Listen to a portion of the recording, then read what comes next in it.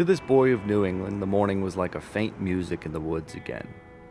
Some unspeakably exciting gathering of events, far in the deep shade of morning pines, all of it stirring there. He could hear it all faintly in the woods from far away, from across the fields and pastures, in the cool, misty morning air, and he wanted to go there too. Jack Kerouac, the town and the city. Living in New York City is like playing in a game of chess. It is a long, quiet battle of attrition.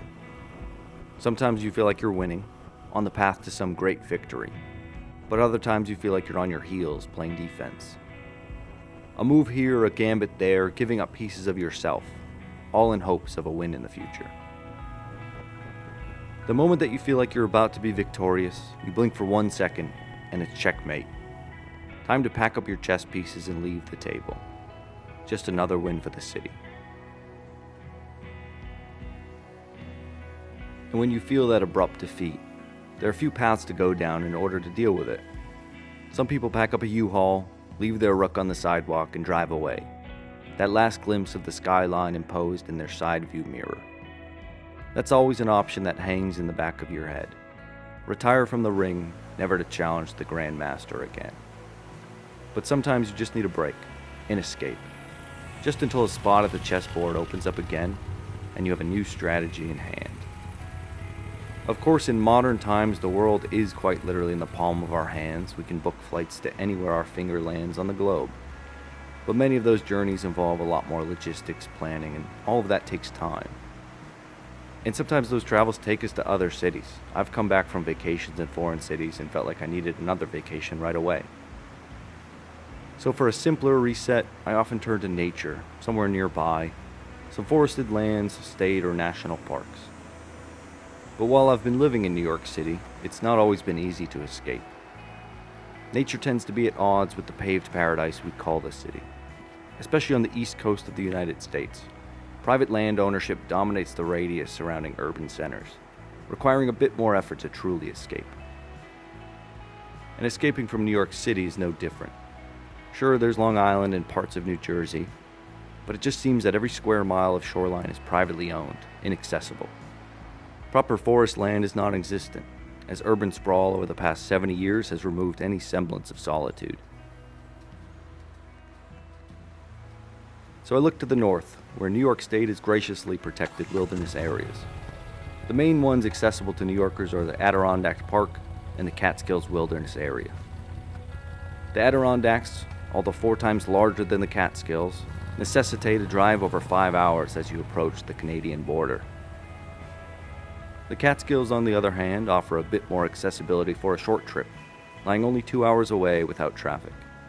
The distance is fine for a short trip, just enough time to immerse yourself in the forest air and misty mountains, to sit by a stream, experience fungi, plants, and animals, to catch the night sky and see stars through the forested canopy. And here's where the tangible simplicity and value of motorcycle camping comes in. In order to escape, a lot of people need to jump through logistical hurdles, flights, hotels, and the like. With a motorcycle, you strap on your shelter and drive. All you need is some fuel in the tank. With many types of motorcycles, you can go further than other vehicles can, deeper into the wilderness. You don't have to worry about parking that Winnebago or getting a scratch on the rental car. It's the modern-day equivalent of the cowboy riding on a horse versus the settler in the wagon being pulled by the horse. You just feel more mobile. You don't have to stay on the beaten path. Just angle the handlebars and twist the throttle. So during this escape, the escape from the city, what is it usually that I aim to find? Well, sometimes my experience is difficult to put into words. I can spend a few days in forested land and come back to the city simply feeling refreshed and invigorated. My energy shifts. So in order to explain how this happens, I turn to Robert Pirsig, author of the book Lila, who framed the world we live in into a few different layers.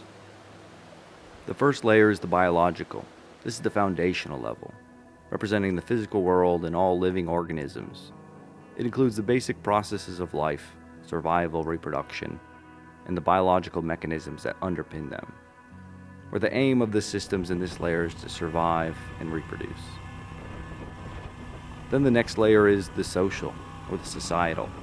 This level encompasses the social structures and systems created by humans in order to organize and govern themselves. Things like laws, churches, economic structures. Where these social structures have the same aim as the biological, to survive and reproduce. Then there's a third layer, the intellectual, which includes the pursuit of truth and quality, creative expression, as well as the role of reason and rationality in shaping human behavior. And when I return to nature, especially when traveling by motorcycle, of course there's a return to the biological. I have to worry about temperatures, weather, and make sure I have shelter and somewhere safe to sleep. I have to ensure I pack enough food to fuel me during my trip. I have to concern myself with the wildlife of the area and ensure I store my food in a bear-resistant canister. It certainly focuses my energy on the present moment right in front of me. But outside of the biological layer, I'm also able to live within the intellectual layer as well. The layer in which I can analyze the biological and societal systems below with a detached perspective, to think about my life, how I'm spending my time and energy, and if that fits with my values and goals. So how is it possible that you can be focused on the biological and intellectual but not the societal? Well, once my biological needs are met, I find myself with time. Time sitting around a campfire, time spent hiking. And this time is stripped of most social structures. There are no churches of hiking. There are no political parties of sitting around a campfire. So when I'm alone in the forest, I can think anything I want, I can say anything I want, and it all gets lost as the sound waves dissipate into the night sky. And when I detach from the societal level, I can think a bit more freely and objectively about the structures in place and how they affect my life, especially the ones in the city.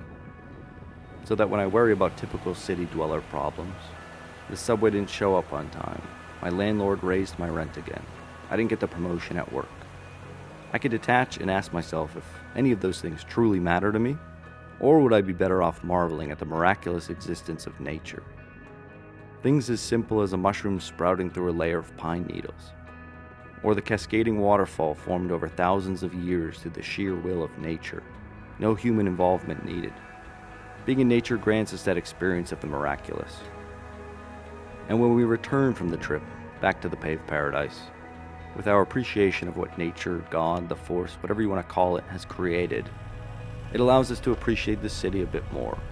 All of the human advancement and innovation that has developed the skylines, the transportation systems, the economy. And we can appreciate the little things too. The roof over our head, the food and water, the soft mattress. We can go back to our jobs, our friends and families after our escape and be a better version of ourselves. And all with a bit more energy to take on what the city throws our way. And when a spot at the chessboard opens up again, you can gather up your pieces, lay them out on the table, turn to the city, and say, your move.